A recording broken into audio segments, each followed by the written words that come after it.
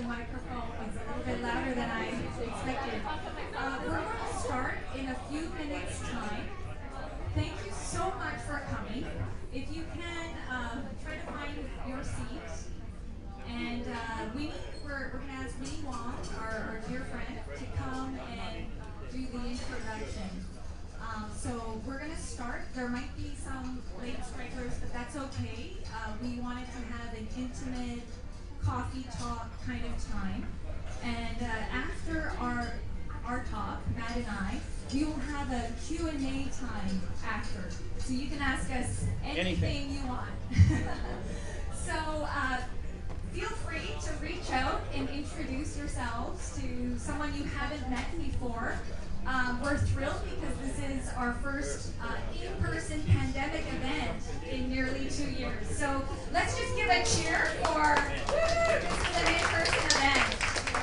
Yeah. So thank you so much. So in a minute, Winnie will come up and she will start the intro. Thank you. Yeah.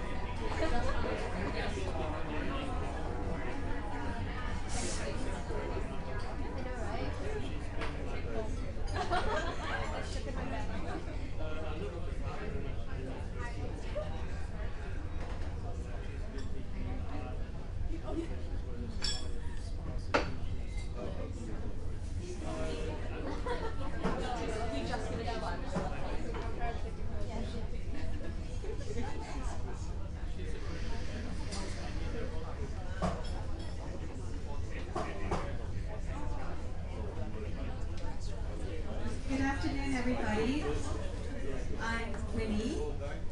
Welcome to the book launch of Matthew and Sylvia Friedman. Their latest books, Where Were You? A Profile of Modern Slavery by Matthew Friedman, and A Long Road to Justice, Stories from the Frontlines in Asia by Sylvia Yu Friedman. Matthew Friedman is the CEO of the Mekong Club. It's a nonprofit that guides banks and corporations of eliminating modern slavery. He is the author of 12 books and a top international speaker to banks and corporations around the world. Sylvia Yu Friedman is an award-winning filmmaker, journalist, and philanthropy advisor. She is also the author of 3 books.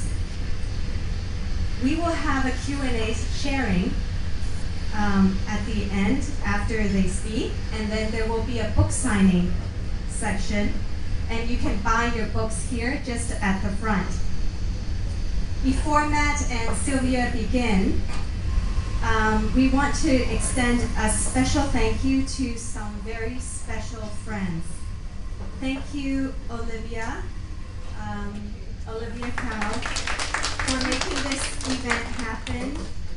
Thank you to Johnny Chong of STARS Foundation for support in promoting, and to Joshua Chack for the live streaming help. Thank you to the Social Impact Investment and Procurement Foundation. Thank you to Ada and Ronald Chang of On the Spot Cafe and Bar. Yes, and the wonderful staff. This place has just opened recently. Before Matt and Sylvia take the stage, I'd like to have a moment of silence for those who have died in slavery and exploitation. You can also take this moment to remember them in prayer. So please bow your heads.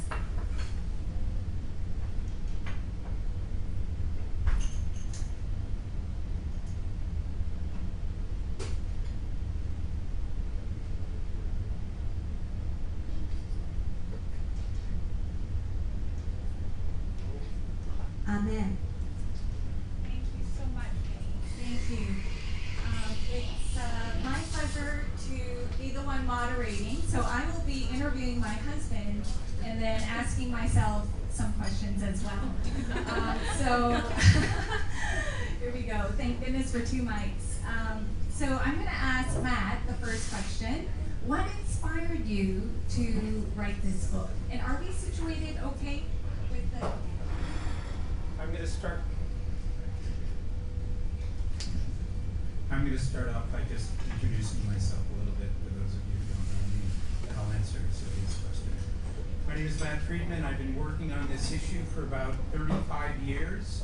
I started my career in Nepal with USAID. I spent 8 years there, 5 years in Bangladesh, another 10 years in Thailand working both for USAID and the United Nations, and then now I run an organization that works with the private sector.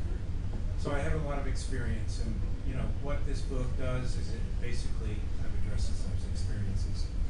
But what's kind of interesting about my story is my first exposure to this topic was when I was 5 years old. When I was 5 years old, I was kind of a rascal. I would go up and climb this mountain that was near my house by myself because I didn't think anything of it. I was a nature boy and I really liked going off and doing those kind of things. And then all of a sudden, my mom found out that I was doing this because I was collecting rocks and putting it under a bush. So she comes up to me and says, "Matt, have you been going up in the mountain?" I said, "No." "You sure you haven't been going?" "No." "What are these?" "I don't know. Must be marked, somebody else." In any case, she wanted to teach me a lesson. And so she told me a story. And the story was about how her mother was coming from Germany to come to the United States to meet up with her husband, who was settled in Los Angeles, got off the boat, got onto a train, got up to Chicago, thought she was in Los Angeles, but she's going up to people and saying in German, "Am I here? Am I here?" Finally, a German guy comes up and says, "Yes, you're here. You're supposed to come with me. I'm going to take you to your husband." As it turned out, he was a brothel owner. He was about to take my 23-year-old grandmother off to a brothel. Another German couple saw what was happening, intervened, stopped it from happening, got her onto the train, and then when she got to Los Angeles, she got there safely, and the rest is history. I wouldn't be here if they didn't protect her. She became the godparents of my sister. But what I remember about this story is that I remember that there were people who trick other people into situations, and that situation basically changes their life. That was a lesson that I learned at that time, and it stuck with me up until now.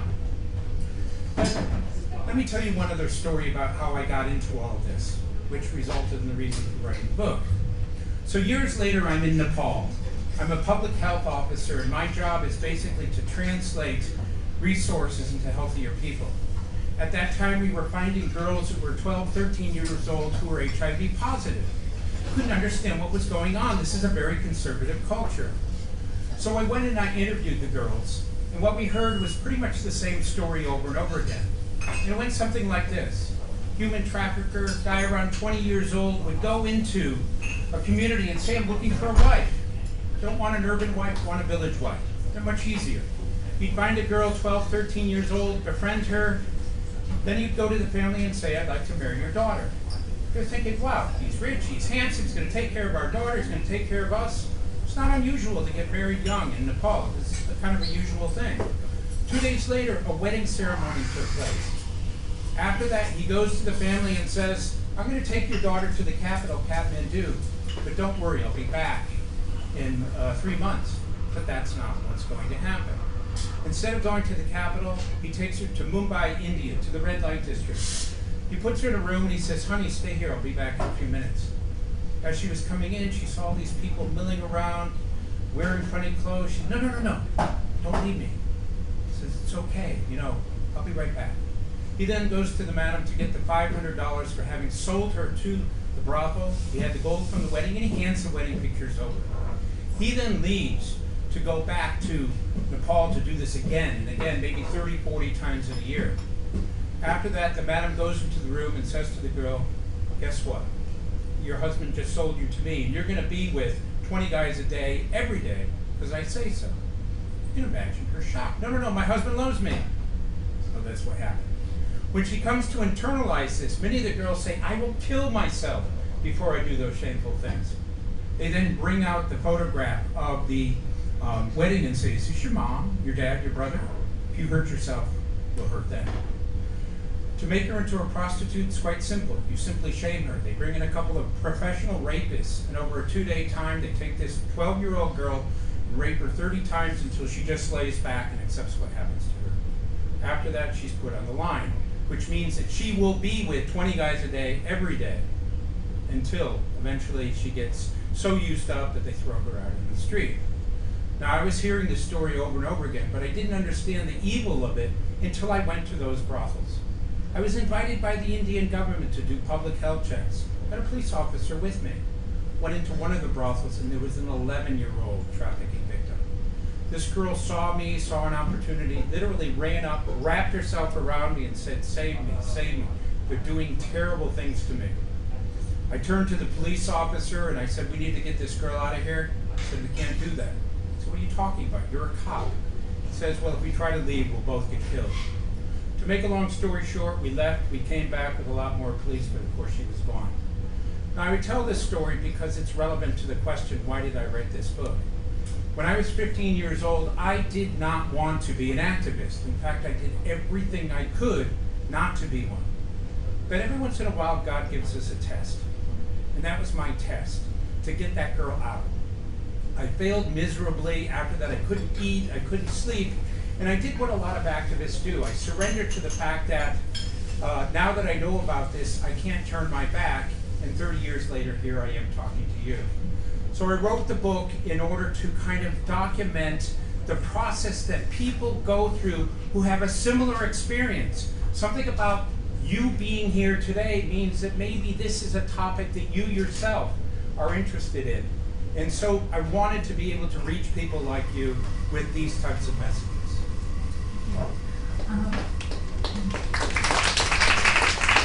And if you could hold the applause till the end. I know it's very difficult because Matt's so inspiring, and he's one of the reasons why I wrote my book. Because, when you're living with someone, married, you see them 24/7, and Matt has dedicated his entire life to helping those who are exploited and suffering in slavery. And he really uses his gifts. He stewards his gifts well. And his aim is to reach the influencers, the influential in society, so that those who have the power to change things and help people who are suffering in slavery, can do so. Because unfortunately, the higher up you go in life, it is easier to forget those who are marginalized. And that's why I wrote my book. And sorry, I was telling myself I'm not going to tear up. But the reason why I wrote this book, it's a memoir, so it's me bearing my soul, the good experiences, the bad experiences, and the ugly experiences. And I've had a lot of ugly experiences personally, and I can go into that later. But what inspired me also to write this is from 2001, I had met survivors of sex slavery, and they changed my life.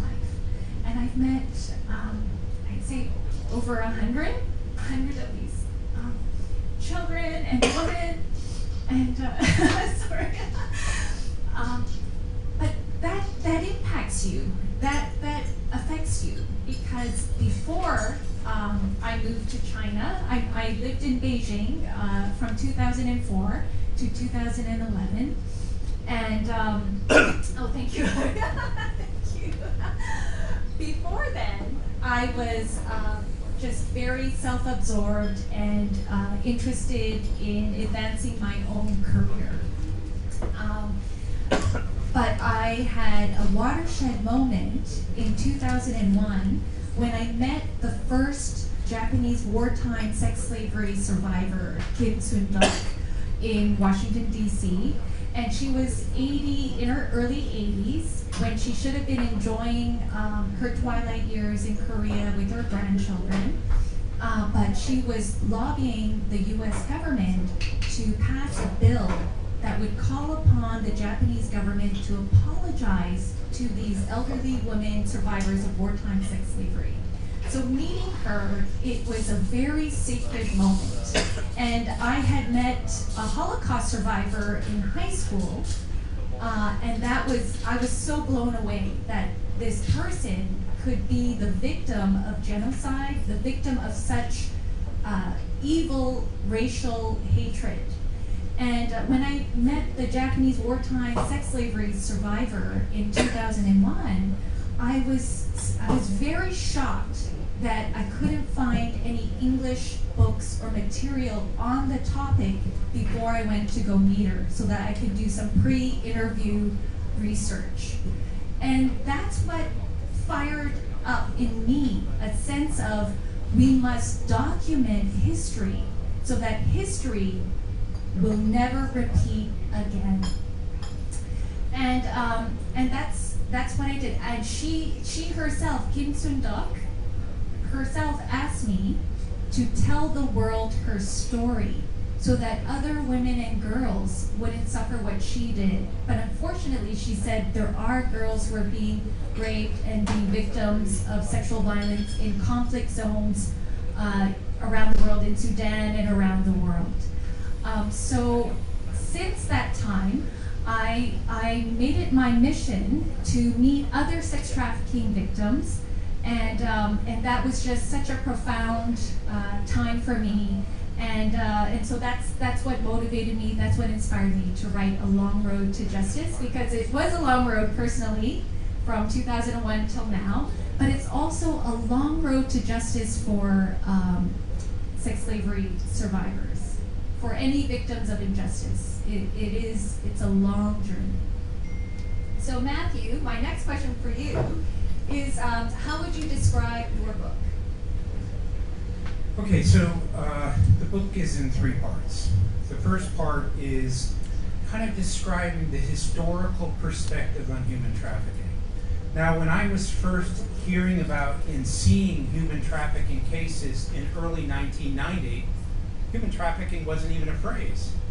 Nobody even knew what to call this thing. And in fact, very few people understood what happened to women who were in prostitution. The only reason why we knew about it is because we were going into brothels to teach them about using condoms and safe sex. And when we finished, we'd say, "What's your story?" Just about everybody would say, "Well, you know, I was tricked and deceived into a situation that took me away from my community. Now I'm here and I can't get out." We were shocked. We had no idea. And the reason for that is nobody really understands much about women in prostitution, because people look at them as bad girls, as girls that are doing bad things, immoral and so forth, when in fact most of them are just victims of this. So initially we thought it was between Nepal and India, then we looked in Thailand, we found it there, we looked all over the world and found it. Gradually over time we then started to look at forced labor situations, men on fishing boats, sweatshops, and just about anywhere you have a work situation, if somebody can take advantage of another person, they will. So we look at the history of that. The second part of the book focuses on kind of lessons learned. As a person focusing on human trafficking, what did we learn? And to just give you one example, there was a time in my career when I was supporting human trafficking. Long pause. Long pause. Let me explain what was happening.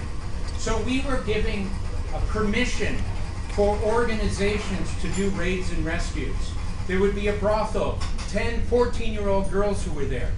They would do the raid and rescue, pull the girls out, put them in a shelter, 6 months later, they come back and say, we need to do another raid and rescue.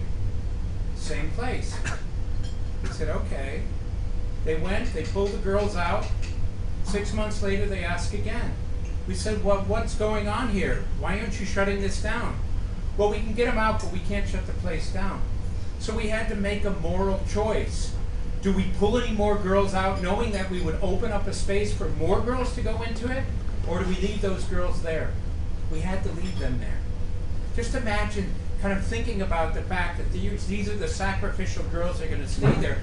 But if you can't close the place down, you can't draw more people into it. So the story focuses on a lot of those different types of stories. And the last part makes an appeal for the fact that we all have to get involved in this. There's 40 million people in modern slavery. Last year, the world helped 100,000. That's 0.2% of the victims. So with all the NGOs, the governments, and the United Nations combined, we're not even helping 0.5%. The only way we're going to make a difference is if everybody steps up, accepts some responsibility, and does some things, which I'll talk about a little bit later. But that's really how the book is laid out. So one moment that changed my life in the long journey as a journalist, and I was working for some of the wealthiest Christian donor families all over the world. They were billionaire families, and I was directing money to anti-trafficking initiatives, migrants, and so through this platform, I was able to meet some courageous mainland Christians in Kunming and in Yunnan province. And so I felt that I wanted to document and get on camera a red light district. And it was one of the notorious ones outside of Kunming. And it was so dark. They didn't have street lights. So when you look up at the sky, you can see the stars shining so brightly. It's like being at, a campsite or a really countryside area.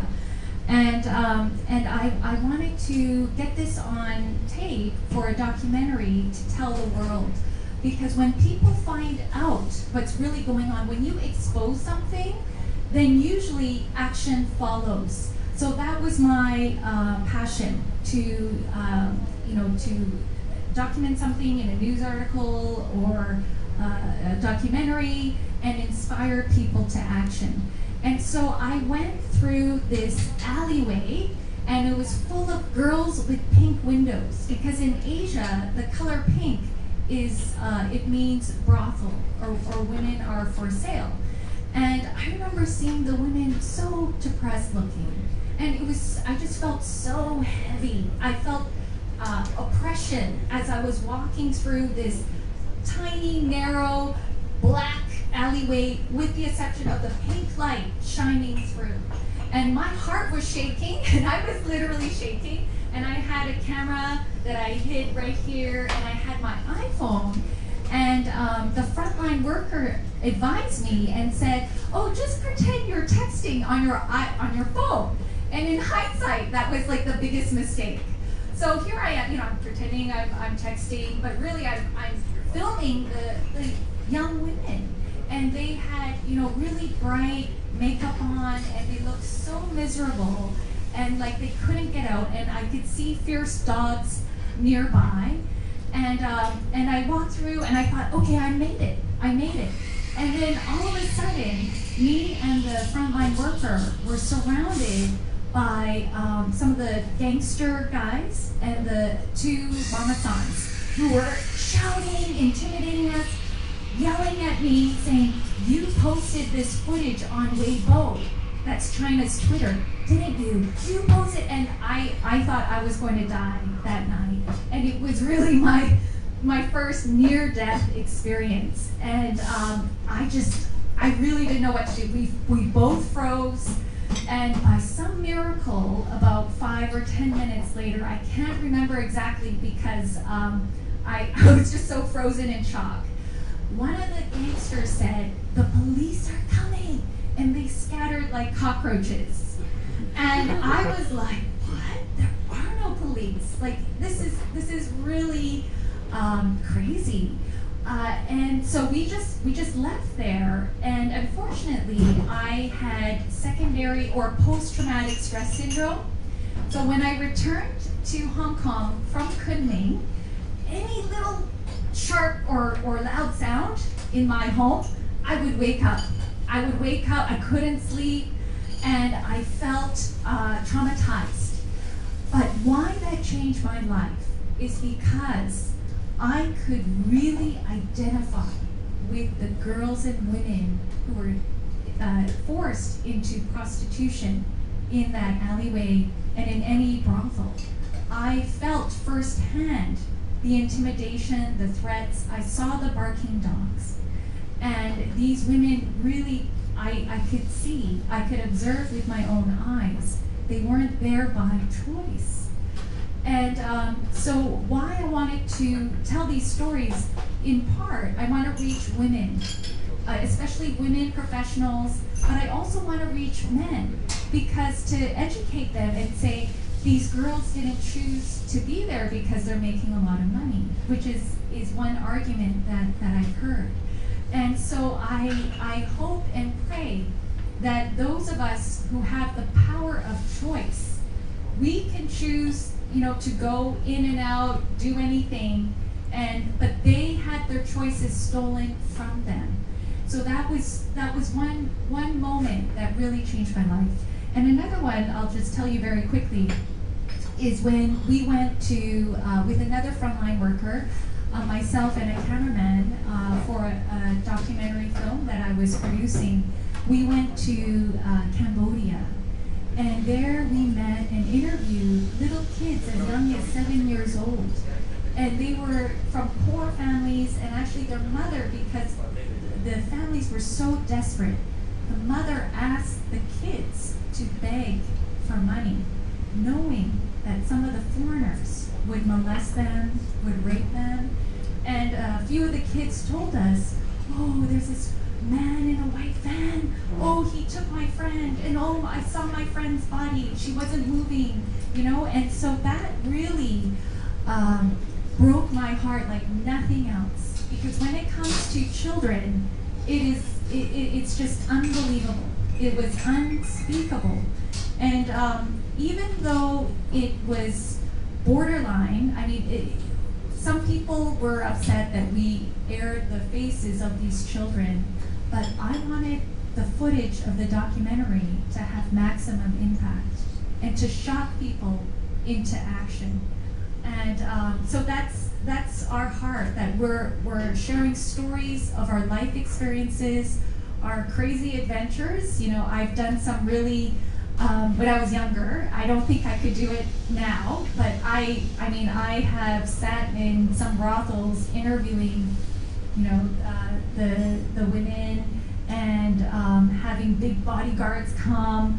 I've done some really adventurous things that I don't know if I could do anymore, but thank you. And Matt, my question for you, what is one of your most memorable story or stories? Actually, I used to go home to my family in Connecticut in the United States and tell them about the fact that I visited 50 brothels, and they didn't quite understand what I was talking about until I explained the reason why I was doing it. But we both have had kind of a crazy life that we've experienced, kind of the dark side of things. But the story that's most memorable is actually the story that is the title of my book. And those of you who know me have probably heard this a dozen times, and I apologize. But for those who haven't, it kind of explains a lot about why it is this book and this topic is relevant to all of us. So years ago, when I was a very angry activist in Nepal, I desperately wanted to do something to help address modern slavery. So I decided I was going to write a book. As part of this book process, I went from shelter to interview the women and the girls to get the information that I wanted. I went to one shelter and there was a girl named Geeta. And every time I approached her, she said, no, I don't want to tell my story. But she sat and listened to everything that was being said. When I finished at this shelter, I was leaving. Geeta comes running up and says, I changed my mind. You can have my story. I knew something bad had happened to this girl. I didn't know, but I wanted to get it. So I was happy that she had agreed. So she sat on one side of the table, and the rest of us sat on the other side of the table. And over a 3-hour period, she told the worst story I'd ever heard of rape and torture and disease and murder and betrayal. I had to catch my breath. I had never heard anything so terrible before. Finally, not knowing what to say, I turned to her and I said, "Wow, Gita, you must be so angry at those traffickers for those horrific things they did to you."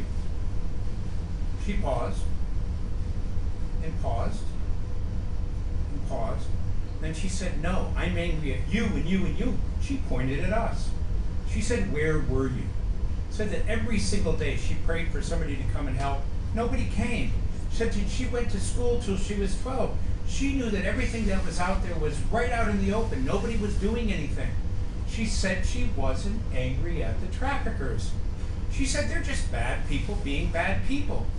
She said she was angry at the good people, society, for allowing a 15-year-old girl to be commercially raped 7,000 times only to eventually get AIDS, and she was going to die as a result of this.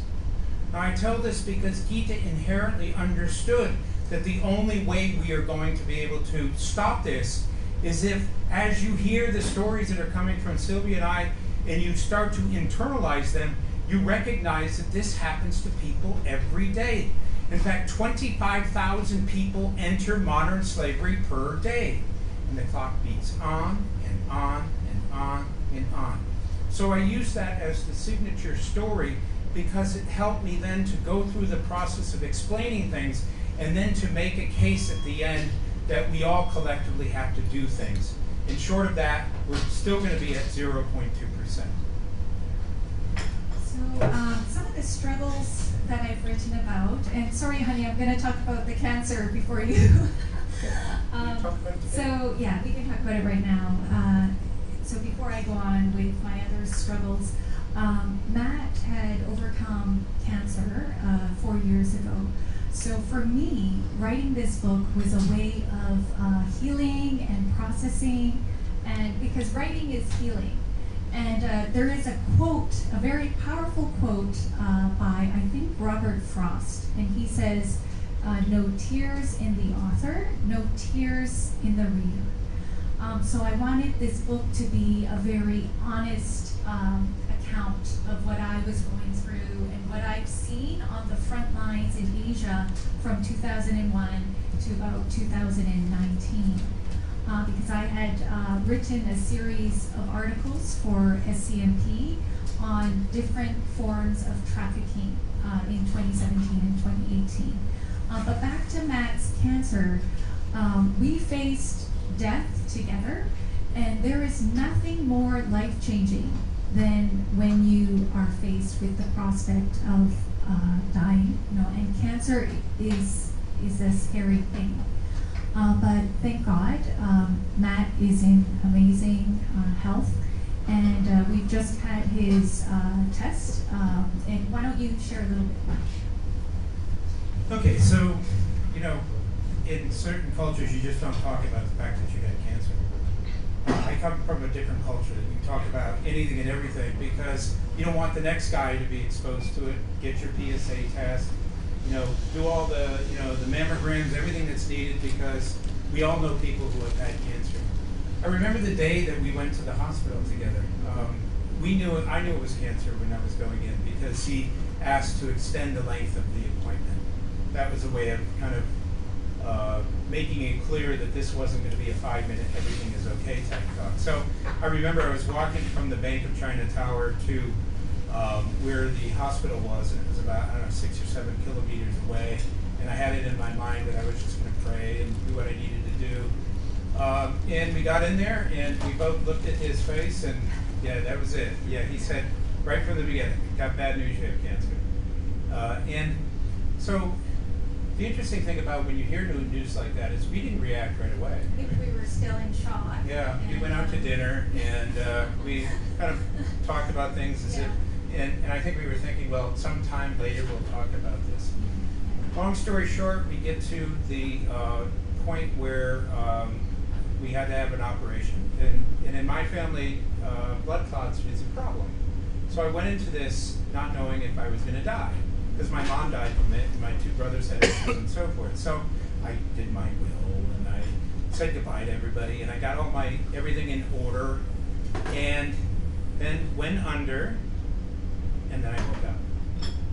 And then my life changed all over again. You know, there's something about a near-death experience that gives you an opportunity to say that from this point on, every day is special, every day is important, every day is relevant. Yeah.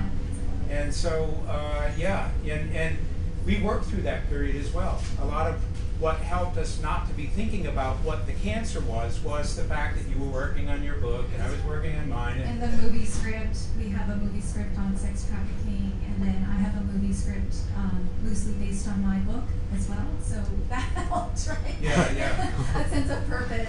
But this is going to sound really weird to people, but I wouldn't have changed anything about the cancer experience. Yes. Because I'm a different person in a much better way. Because I have now realized that I am mortal and will die. You know, I think a lot of us think about it's a long time in the future.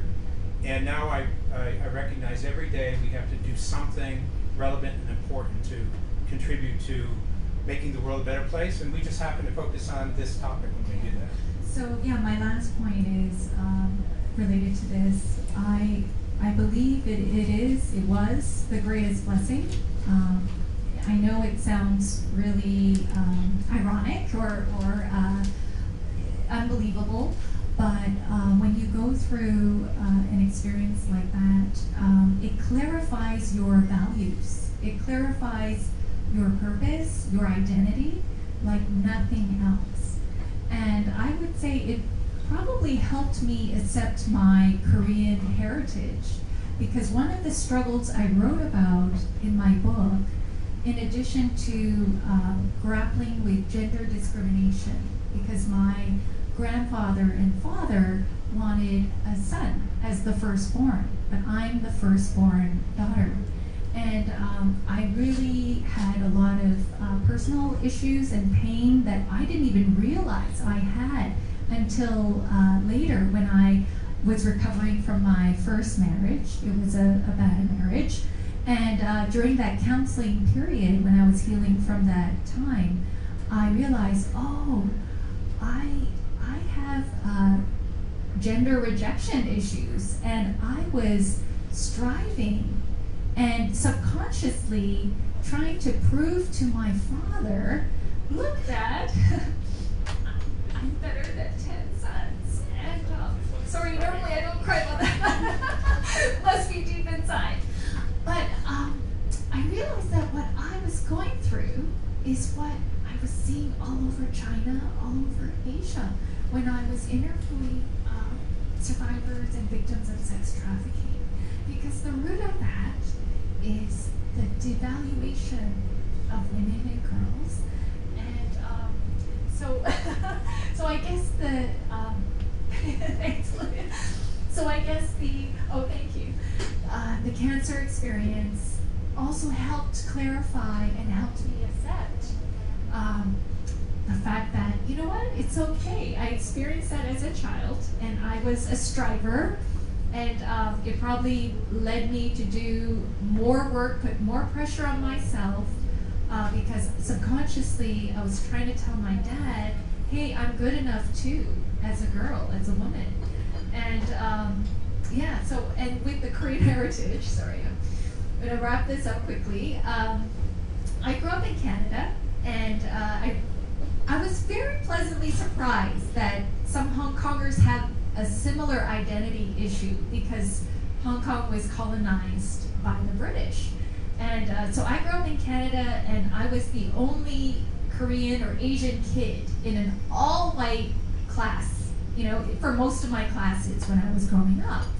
And that led me to feel very insecure, very feeling inferior about what I looked like. And I so desperately wanted to be blonde-haired, blue eyes, and I hated looking the way I did. And I told my mom, don't ever, I think I was 11 or 12, and I said, Mom, don't ever speak to me in Korean. I need to speak perfect English, because I was speaking with an accent at that time, because my parents would keep speaking in Korean. And then I rejected everything Korean, and I would joke I'm a white person trapped in a Korean body, right? And you know, I was grappling with the racism, but I'm so thankful for that, because it was the experiences of racial discrimination that was the entry point into my justice calling, because I experienced true injustice. Because when you are discriminated on the basis of your culture or what you look like, that is really heinous, isn't it? And especially when you're young, you don't have the tools or the skills or the maturity to process that and to heal from that. So anyway, that was these are some of the struggles that I wrote about, and that's why I'm a very strong anti-racism advocate. And I can talk about that a little bit later, about how the historical sex trafficking of wartime sex slaves, comfort women, and the resulting generational racial hatred and trauma that still isn't resolved. I'll talk about that later. Matt, my question for you is, does your book describe some of your personal struggles, and which one was most significant, and how did your life change? Or you can answer any one of those. You can skip that one. Okay. Yeah, the whole one. Okay, then if you were to describe the purpose of the book in a few words, what would you say? See, the problem with me getting this question is we both answer with the same answer, hope. So anyways, I get the I won't jump on repeat you. that. I Yeah, won't you repeat can, that. because there's different types of hopes. You know, okay, so there's 40 million people in modern slavery. The world's helping 0.2%. If you're a practitioner and you're working on a global level and you're realizing you're not even having 1% after 30 years of doing this, there's the potential for that to kind of burn people out. And so what we in the counter-trafficking world have to do is to adjust the way that we look at things. And so how many of you know the starfish parable? You probably know it, and you'll know it when I say it, but I'll say it to those of you who don't know. So this is how we mentally adjust ourselves to addressing modern slavery. In this parable, you have a beach that's 10 kilometers long. And father and son are walking down the beach. Father sees a beach starfish, picks it up, throws it in the water, sees another one, picks it up, throws it in the water, does this for about 10 minutes. Son's looking at the starfish, looking at the dad, finally turns to the dad and says, Dad, you know, what are you doing? This beach is 10 kilometers long. You can't possibly save all those starfish. What difference does it make? Father looks at the son and says, well, to every starfish that gets back into the water, it makes all the difference in the world. The point is that we have to emphasize one person at a time. And so that's what gets us through. Because if I look at the 40 million and I think about us having such little impact, it would just, shut me down. And I've been shut down before, where I gave this up, I can't do this anymore, too many sad stories, too much kind of emotional, spiritual, garbage built up around me, and so this is done, I'm done. But I keep coming back to it. But I say hope because I'm an eternal optimist. And the reason why I can kind of survive and move forward and write about this is I believe in my heart of hearts that there is a solution to this, that there is a way around this, there is a way to address this. We just haven't found it yet. Okay, it's out there. So, I have to look this way. Oh, that's not it. This way. Oh, it's not there. But I know it's somewhere. It's behind this door, you gotta open this window, whatever. So that's really what I try to convey in this. But also to basically say that, we as human beings don't pick our causes. Causes pick us. I see poverty and education and global warming, all those things, but I keep coming back to human trafficking. Something about my DNA says, this is for me, this is what I need to be focusing on. And maybe because you're here, it's the same for you. Something about this issue is just, it's in your spiritual self, it's in who you are. What we need to do is to tap into that world and identify these people and give them the tools and the means to be able to then infect other people with a sense of responsibility and good. Because come on now, 40 million people in slavery, a new slave every 4 seconds, 25,000 people coming in 2021, this is not acceptable. there will eventually come a point, like with global warming, where everybody says enough is enough. We'll get to that point, and the book kind of helps us walk down the path that will hopefully get those who read it to be a part of that process. On a lighter note, so after I accepted my Korean heritage more fully in the last several years, suddenly in this year, I've been connecting a lot more with people involved in K-pop, which was never in my wildest dreams did I ever think I would be communicating with anyone involved in the Korean entertainment or film industry. But suddenly, I mean, I'm connecting with the major broadcasters and filmmakers, and I think that was because I accepted and I embraced who I was. And so there's something powerful that happens when we have closure on an issue that we've been grappling with for most of our lives. And then Matt has written a movie script on sex trafficking that is also moving forward, and it's on sex trafficking in America. So yeah, we're just very grateful that out of the really hard time, the valley and dark time that we went through, often it is the case that there's a lot of fruitfulness, there's a lot of blessings that comes out of it. But one thing that I'll touch on is I had mentioned the generational pain and the generational racial hatred from Japanese war crimes. And that was something that I wanted to write about and uncover. And in my book, I interviewed 3 Japanese soldiers, including one who actually raped the women, who raped comfort women, and raped Chinese village women as well, just randomly. And but somehow these Japanese soldiers, who I was very inspired by personally, they were transformed because they were put in a prison in Siberia at first, and it was in the uttermost reaches. I'm pretty sure it was Siberia, and they were treated very cruelly in that prison by the Soviets, and then they were transferred to a prison in Fushan. I'm not sure if I'm pronouncing it correctly, Fushun or Fushan in China, and they were given amnesty, like blank forgiveness, treated very well, given food compared to their experience in the Soviet Union prison where it was freezing and they didn't get any food, and one of the soldiers actually reached for what he thought was a potato and it was horse dung, but he ate it anyways. And so anyways, these Japanese soldiers, and they were advocates for the comfort women or Japanese wartime sex slavery survivors. They were advocating for these elderly women to receive an unequivocal apology from the Japanese government. And I had never imagined that there would be former Japanese soldiers who would do that. And I wanted to write this because I wanted to encourage the Koreans, Chinese, and anyone who has family members affected by the war and the Japanese military, which is, I'd say, 100% of any Asian, right?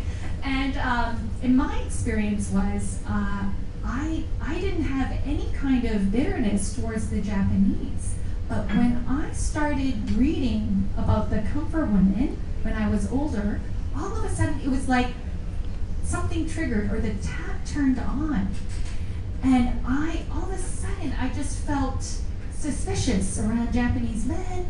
And then I would hear the stories of, I would remember the stories of, oh, great uncle doesn't buy Japanese products or Japanese cars, or they, people would say, don't date Japanese men, oh, this and that. And there was a distance between the Koreans and Chinese with the Japanese. They were always alone, even in the Christian community, because I'm a Christian and I attend church. We would never mix with Japanese Christians.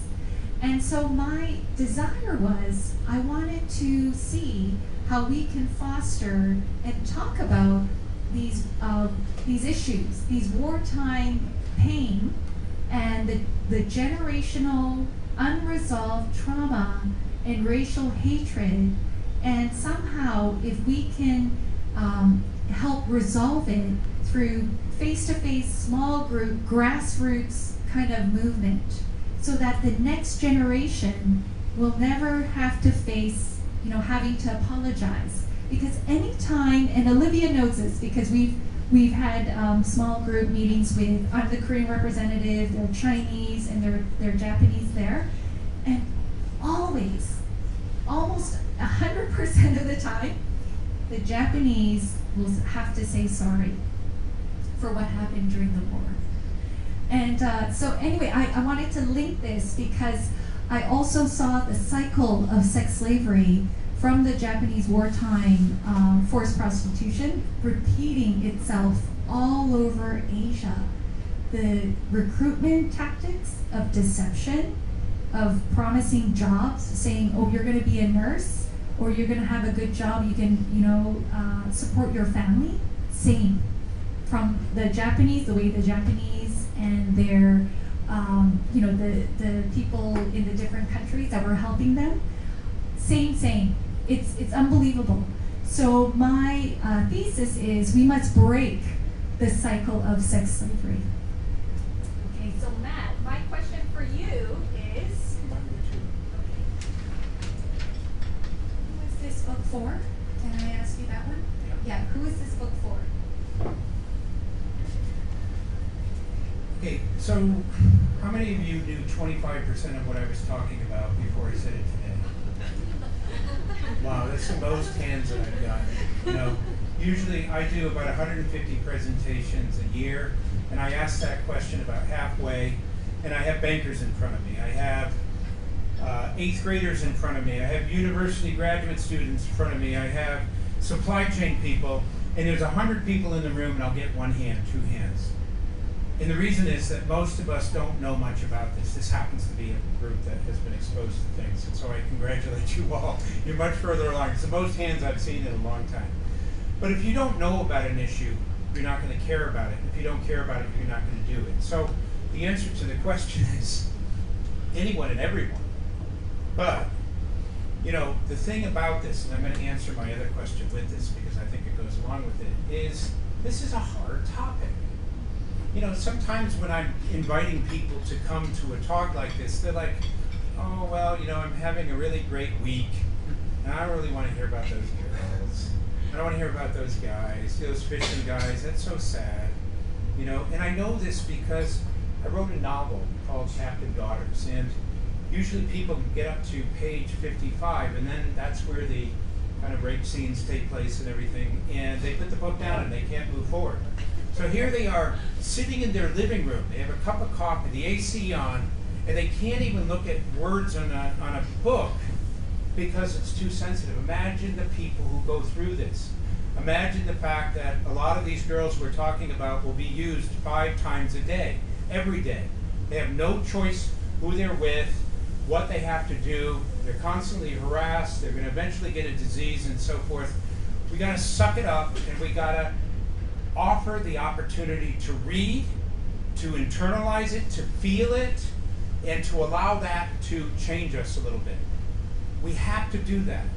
So, my favorite group of people to present to as presenters, my material is often refined with this group, are 5th graders. Now, I don't do a lot of sex trafficking with 5th graders. I talk about forced labor. But I do it with them because they can't stop their hand from going up. They have all these questions, and the questions are raw, and the questions are very kind of close to, I don't understand, help me to understand, help me to understand. And it's, when you get to 7th, 8th grade, the boy-girl start comes in, nobody wants to raise their hands, and so even in college and beyond that, you get a bunch of professionals. The point that I'm making is that what we're talking about is real. And when you read it, you only get 1% of how awful and terrible it is. But unless you're able to feel it and sense it and understand it and internalize it yourself, you're not going to do what you need to do to be part of the solution, which I'll talk about a little bit after. go into the solution soon? 'Cause Yeah. Okay. That's my So last one. some of the lessons that I've learned is that hope cannot be extinguished. So even though some of the stories are unspeakable, I wanted the hope part to shine through. That there were some courageous people, including some of the mainland house church Christians, who literally risked their lives and overcame their own prejudice because they were taught, or it was ingrained in them, you do not touch a hand of a woman who's working in a brothel. It is dirty. And when I met some of these friends who overcame their own issues and hang-ups to help those who were totally forgotten, I just thought, wow, you can never stamp out hope, ever. And I remember meeting a little baby called, I shouldn't say her real name, we'll just call her Baby Love. And she was the product of a 15-year-old girl who was forced into trafficking, into sex trafficking, and a pimp trafficker father. And this baby started to swear and started to sound like her father because he was bringing her into the brothel area because the mother ran away. And he just didn't have anyone to help him or babysit. And so this little baby, when the frontline worker said she was swearing, her eyes were glaring at people, it was unbelievable.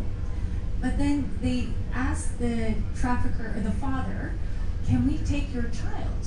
We will look after her. And he was touched to the point of tears. He teared up and said, why would you do this for me? And of course, so the baby went into a foster home, and by the time I met this Baby Love, she was like a normal girl again, 95% there. And I just thought, wow, like this is a story of hope. It really is, that you can change one life at a time. And Matt and I are now going beyond slavery.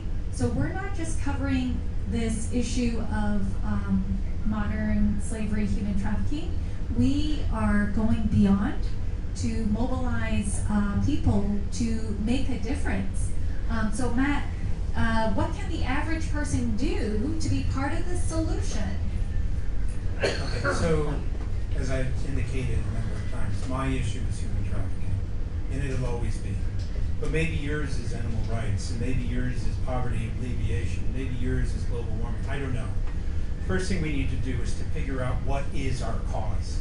And if you know what it is now, then you're ahead of the game. A lot of people don't. And so, actually in another one of the books that I wrote, we focus on the fact that what you really need to do is to identify what that cause is. The second thing you need to do is to accept some responsibility. I'm going to do something. A lot of us feel like, yeah, I'll volunteer in the future, I'll get involved, or I'll make a donation in the future. But you're always kind of thinking about it, it'll come someday. I'm too busy now, I'm getting married, I got a baby, I have a job, all kinds of other things. What we're asking people to do isn't to give up their life and go out to Cambodia and work in a shelter. Just start thinking about things that you can do on a daily basis to add value. The third thing you need to do is to stop listening to those voices in your head. What can I possibly offer? I'm too busy, or I really feel like I'm going to do this, but it's going to be next year. There's all kinds of reasons. You get right up to the line of saying that you're going to do something, but you don't do it. You got to get over the line. And then what we try to do is to just say, do something. Now, when I'm talking about doing something, one of the things that's really important is just awareness raising. Find articles, put it on social networking. Attend these types of things. Bring your friends along. Teach people. Each time you do something, it's heroic because you're adding value to the world. And if everyone did it, if you got 10 million people to do these compassionate gestures, that would add up. Volunteer. My youngest volunteer was 9 years old. This girl saw me in a documentary, contacted me and said, Mr. Friedman, 9 years old, I want to help you. I said, you're 9 years old? She said, so what? I said, you're 9 years old. She said, 9-year-olds are the new 16-year-olds. Give me a chance. So anyways, I said, what are you good at? She said, well, I can find anything on the internet. And she could. That was her God-given gift. Something about her, she could just, an article that my second year Yale law student couldn't find, she could find in like 3 minutes. All of us have talents. Maybe you sing, maybe you have poetry, maybe you sell t-shirts really well. Identify your talent, apply it to this. Lastly, donate, or fundraise. With COVID, a lot of the counter-trafficking organizations will not exist within another year. We've been decimated. The reason for that, resources are going off in other directions. There are other priorities. People lost money. The money that was there isn't there. So even a contribution in Cambodia, $5 a day will allow for a woman to get the counseling and the shelter and various other things. Small donation to the right organization makes a big deal.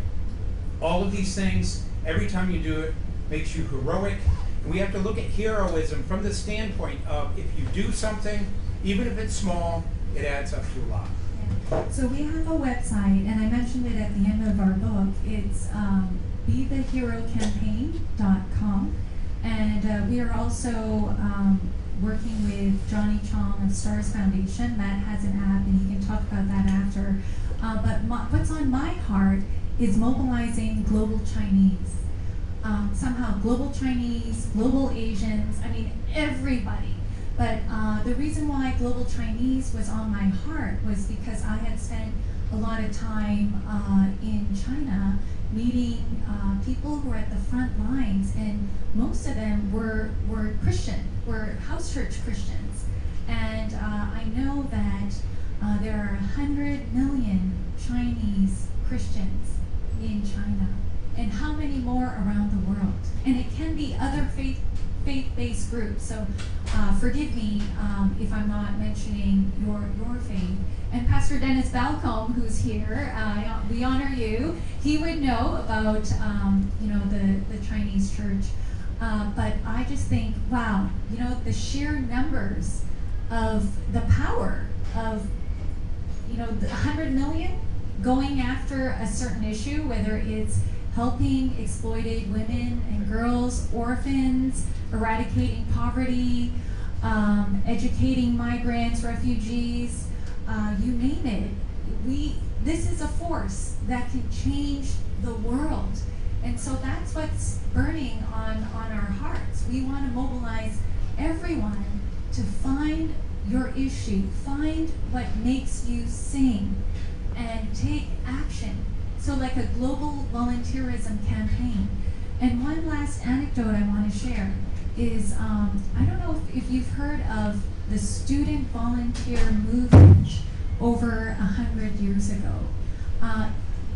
There were some students in North America that were so fired up about their faith. And some of them were so passionate about making a difference that they left North America. They left Canada and America with one suitcase and a coffin, and they moved to China or to Korea or all over Asia. And what happened was they ended up starting universities, schools, hospitals. And so I kind of sense that it's now Asia's turn. Asia is rising, Hong Kong is rising, China is rising. I think more women have influence than in any other generation. Think about it. Over 100 years ago, our ancestors had their feet bound, could have been the second or third, fourth wife, right? We weren't even considered a human being with a name. We were property until one was married, right? But it's a different generation now, and I really believe that we need to take advantage of the rise of Asia and even the whole Belt and Road, the expansion of businesses on the Belt and Road. So yeah, that's what's beating in my heart. And Matt, do you want to add anything else? Other than SDGs, ESG, do you want to comment a little bit? Oh, I'll just say one thing about private sector. The private sector organizations that I work with the organization I run, the Mekong Club, are kind of waking up to the fact that it used to be profit, prestige, and growth, and now it's a business with purpose. How many of you have heard of the concept of ESG? Okay, so what ESG is environmental, social, and governance. And so the governments have had the SDGs, Sustainability Development Goals. Every 15 years they look at how much progress governments have had globally. The corporations have ESG, and it's voluntary, and it allows a corporation to look at what they're doing in terms of the relationship between the company and the planet, the company and their employees and communities and so forth. Post COVID, it was emerging, but pre-COVID, it was emerging. Post-COVID, it's now on steroids, which means that now communities and consumers or investors are asking, are you tracking your ESG, your environmental, your social, your governance, because people want to know. Are you a company that cares? Are you a company that's doing something? So one of the entry points for getting the private sector involved is to work with them on that topic to help them to understand that it's, if you don't do it, you're going to be in trouble. If you do it, it's an opportunity to demonstrate that you are in fact doing right by the world. But maybe we should go into question and answer. Yeah, let's go into question and answer. Does anyone have any questions? We will get to you, and even if we run out of time, we can stay behind and take questions. But I'll give you a minute to think about it. So one thing while you're thinking that I want to share is at the heart of fighting modern slavery is it's really about family. It's really about family, having a strong family at the center. Because who's trafficked first? It's the vulnerable. It's the orphans. It's the fatherless. It's right? And so when there is a strong family unit, that is slavery prevention at its heart. And yeah, anything else you want to add? No? Any questions? You can ask about anything. Always takes that. Oh. Oh, are you coming for a question? Anyone? Oh yes, go ahead. Do you want to take the mic? No? The voice, okay. Okay. I know that you have been pioneering in this area, Sylvia pioneering in this area, understanding, hearing stories and everything, and traveling around the country, trying to grow. Can you give us like some ideas, like the readiness, like pre-COVID or post-COVID, like right now in Asia, like for example in Hong Kong, in resources-wise or the hard-wise, the readiness of the people that in Hong Kong are being played. Because I'm a coach, so like and I have a team, and so not all the players they think that they're ready, but they're not quite ready. But some of this is ready kind of player, and they can just be the first batch to launch out to take the actions in and get involved. So how do you degrade it? Well, let me just start with COVID. The estimated number prior to COVID was 40 million, post-COVID 60 million. The reason for that is you have an individual, has a job, goes to the job doesn't exist, sent home, quarantined, don't have much savings, borrows money, all of a sudden they're indebted, and then the person who owns the debt comes and says, well, if you can't pay it back, I need a family member to go off, and so forth. We expect a significant increase.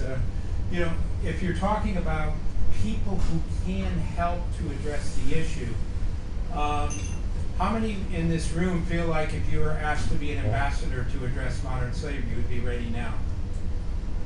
Okay, I see a couple of hands. It doesn't take much to get people to that point. And we used to run a ministry together, Sylvia and I, 852 Freedom Campaign, where we focused on preparing people to be able to go out there and be ambassadors. We haven't done that in a while, but that's one of the interventions we talk about in the book, is that your network of people, if educated and informed on this issue, can use that platform, whether it's a coach or a teacher or a house church leader or just somebody who has friends. You need to kind of educate yourself. what we wrote the books for was to give you everything you need to be prepared for that. So actually Rotary International and Salvation Army will be using these as textbooks to help give people kind of what they need to know what they need to know in order to play the role that you were mentioning.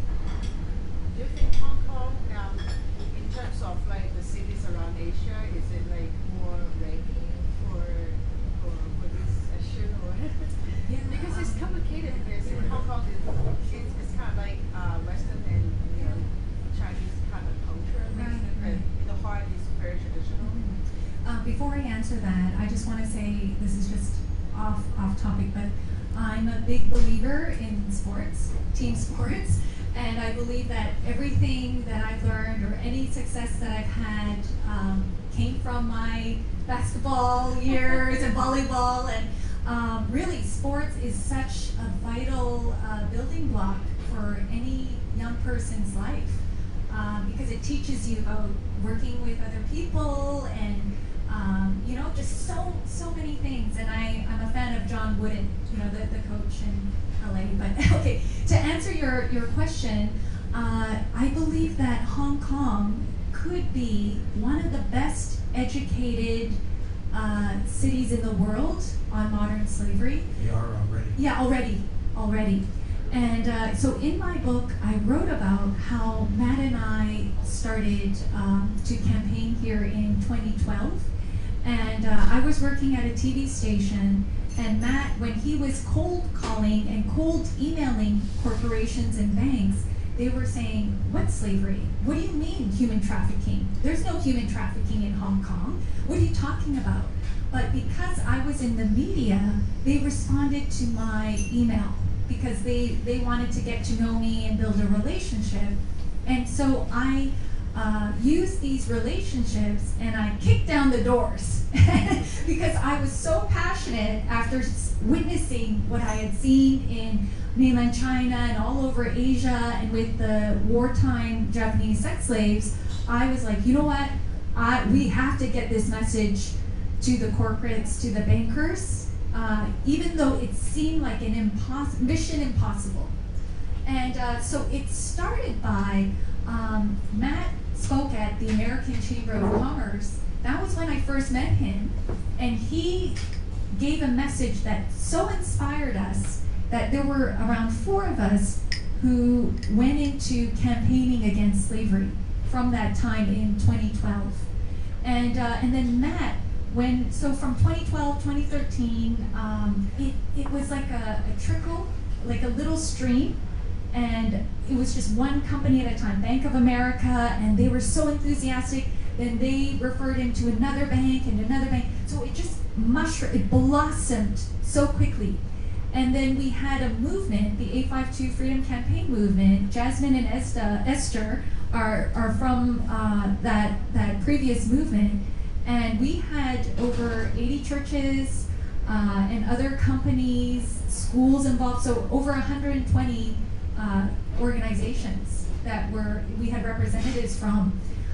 So I would say among the English speakers, yes, there is a lot of awareness on slavery that was raised.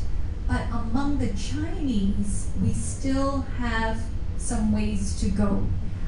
So if there is a way that if you know of any Chinese speaking groups like Rotary or churches or other faith-based groups or other universities, with Chinese-speaking, people, Matt is open, and I'm also, open to sharing. Or we can train the Chinese speakers, which was really our hope. That's why we handed off 852 Freedom Campaign to local Chinese speakers, so that they can finish the mission and reach people that we couldn't. I hope that answered your question. I want to say one more thing, and that is, when I first came to Hong Kong, I had all these people saying, "Why are you going to Hong Kong? Nobody cares in Hong Kong. All they care about is profit. All they care about is making money. They don't care about anything else." And I found that not to be the case. I found some of the most benevolent, caring, both Chinese, expatriates. Once again, there's a percentage of people who are in any culture that are going to care. And a lot of times people don't see that. But with here in Hong Kong, wow. I mean, I'm wowed by the number of people who have done amazing things within the corporate sector, within the churches, within the communities. And I'm really, really proud of Hong Kong for that reason. Yeah. And I'm so glad that I picked this city. Yeah, and elsewhere too in Asia.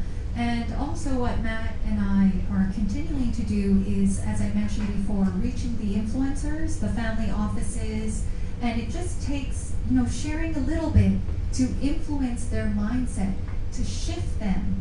And it doesn't mean you have to talk about it for like 20 minutes, but just, sharing something small, that makes a world of difference. So yeah, that's what we hope will happen, from people who read the book or people who come to our events. And anyone else who has a question? Yeah, okay, go ahead, Sammy. Thank you so much for the speech and the experience of you, how you get into this area, human rights and human trafficking area, that inspired me a lot.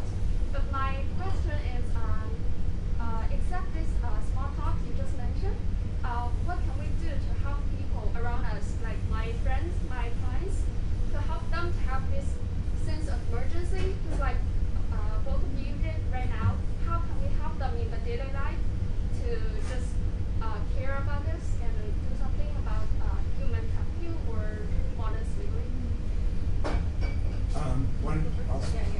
Okay, so there are some really good articles and short movies and longer movies associated with this. Maybe one of the things that we can do is to pull together some of these, because we've seen what's out there and what works and what doesn't work.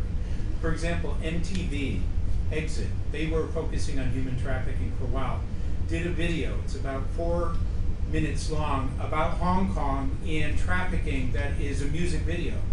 That is an amazing tool for helping people to understand the relevance of human trafficking to domestic helpers, to sweatshops, and to sex trafficking. You get them to watch that and then say, now that you watch this, here's something else, we can come together with something, we'll find a way of making sure that you have access to that. Yeah, we have other films and that we can share with you. So films may be a really good way, depending on his preferences. Another way is to do a trip. When your daughter is older, you'll want to expose her to the real world.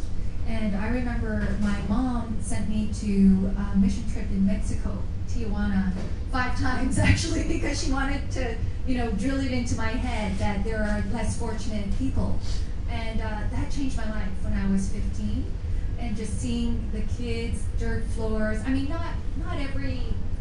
every country has that, right? So I'm not singling out Mexico as being a poor country. But you can even take him to, some of the cage homes in Hong Kong, or we can, suggest some places where he can just be exposed. And I'd say try not to push too hard, just make it as natural as possible. And I find that when you really believe in something, you can naturally infect other people. Like, it's just a natural thing that happens. Thank you for that great question. Yeah, I have a question. Recently in mainland China, a reporter just published an article about an industry about prostitution in Shanghai, at the center of Shanghai. And recently these days, all my friends are talking about this. Why the industry exists is because the relationship with the government and also some powerful businessmen. So, and also the article was changed, modified for several times from throughout the half of year, or modified for several days, several times. So what can we do if it's a systematic problem? Okay, I'll answer that. That happens in any country. So it's not just over there. It's hard to prove, isn't it, when that person is saying generally that, oh yeah, it's these business people and it's these officials. I would say yes, it happens in a lot of countries, and I'm not really too clear on the content of the article. I would have to read it. So you can share it with me personally, and I can discuss it with you later, because this is very intellectual, I think. Like they're asking an intellectual question, and I would love to read it. So yeah, share that with us. Sometimes an article comes out, and then another article comes out, and another article, and then all of a sudden the people involved in that get arrested, or there's a raid or something else. We saw this recently in Macau, where certain things have happened that led up to arrests that took place related to sex trafficking. A couple of years ago there was a case like that. So, you know, the public, general public, when they read these things, they don't like it. They don't like the fact that what they're reading is exploitation and girls being... So there is discussion that takes place. There is exchange of information. This sometimes leads to more coverage and more coverage. So gradually over time, there's enough of a tipping point where something like that can be addressed. I think, and it comes down to a general point that I think we're both saying, which is we need to understand this and be willing to express our opinion about this to our family, to our friends, to our community. And if enough people were doing that, maybe these things wouldn't be problems. So, you know, that's why it's so important to educate yourself about this, and then be a part of the solution by sharing this as much as possible. Maybe one more question. Thank you. Yeah, do we have time for one more question? Yes, go ahead. Now. This might be a really vague question, but your book title is Long Road to Justice. So what does justice look like exactly to you both? Like being on the field for so long, just seeing you share, like there's so much like just general evilness around the world, and like seeing what the world's going on as well. Like what does justice actually look like to you guys? I think we're going to have to talk about that another time, but to answer quickly on what I've told other people, it's making a wrong right. Making something that was wrong and trying to put it right. And it's also standing for righteousness. And that's at the heart of our mission. It's standing for righteousness, standing for goodness. And because we're motivated by our faith, it's not just us. We have higher, we have a God that we call upon, and his standard of justice, which is different from ours because our God is very gracious and benevolent. But for the sake of time, do you want to quickly answer? The thing about justice is, if we are in a place like Hong Kong, we understand what justice is. You have your law enforcement, you have your legal system, you have your processes, procedures, you have all those things that are basically taking place, right? In the many countries that I've worked in, and I've worked with over 40, you have a situation where you have no legal system, corruption, bribery, all kinds of other things. So the process of instilling and putting in place justice is a series of steps leading to an end point where you have that. So depending upon where a country is, you have to figure out what those building blocks are and then start putting them in place. And the only way that happens is if the general public eventually gets to a point where they say enough is enough.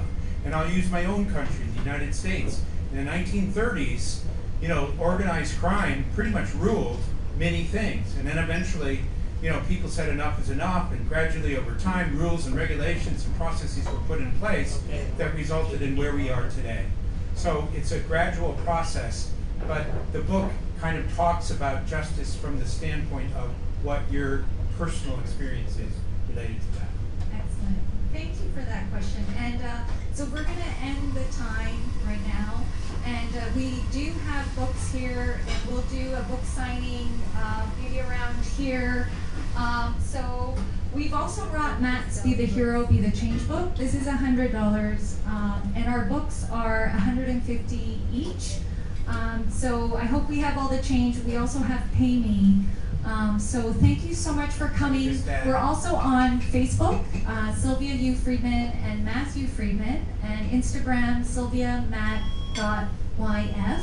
And did you want to Yeah, say I just anything? want to say that the books support the charitable global- work that we yeah, do. The global campaign. So it's, you're doing two things at once. You're contributing to something, and you're also getting something that you can read. Yeah. We And wanted to it's- thank yeah. you both. Thank you all. Thank you all, and it's discounted, by the way, so thank you so much for coming. Thank you to all of our lovely friends and guests, our new friends. Thank you so much, Mr. Dominic Yin, for attending. We're so honored, and Pastor Dennis.